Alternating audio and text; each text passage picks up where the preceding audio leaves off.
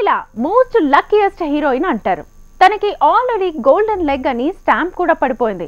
కాకపోతే ఇలాంటి హీరోయిన్ ని కూడా ఒకే ఒక్క సెంటిమెంట్ భయపెడుతోంది. మహేష్ బాబు మూవీని డౌట్ లో పడేస్తోంది. ఇంతకీ ఏంటా సెంటిమెంట్? దానికి కారణం ఏంటి? Take a look. Sreeleela Aadikeshava మూవీతో దండెత్తబోతోంది.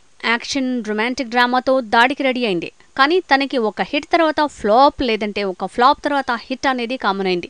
అదో సెంటిమెంట్ గా మారుతోంది. భగవంత్ కేసరితో మొన్నే హిట్ మెట్టెక్కింది శ్రీలీల.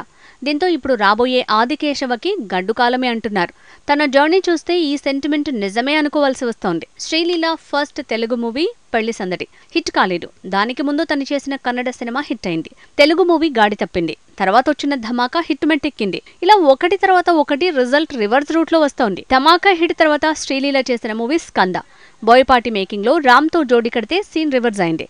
స్కంద ఫ్లాప్ అయింది.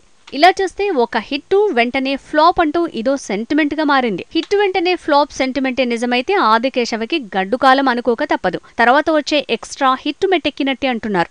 కానీ ఆ తర్వాత వచ్చే గుంటూరు కారం పరిస్థితి ఏంటి? అది సెంటిమెంట్ ని బ్రేక్ చేస్తుందా? అసలు శ్రీలీల ఈ సెంటిమెంట్ ఇబ్బందుల నుంచి బయటపడుతుందా? ఇవి తన ఫేట్ ని డౌట్ లోకి నెట్టే సెంటిమెంట్లు.